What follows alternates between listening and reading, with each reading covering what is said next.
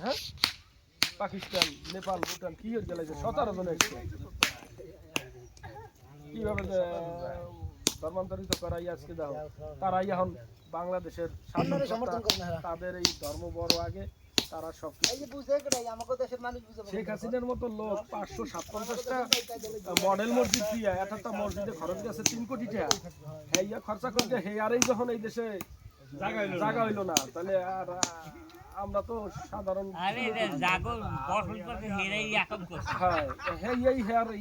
আমরা তো সাধারণ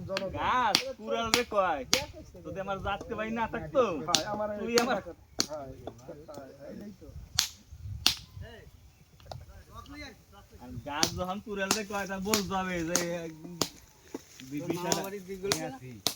আমার মামা বাড়ি না খালি আপনার হইলাম আমার মাতুল মামা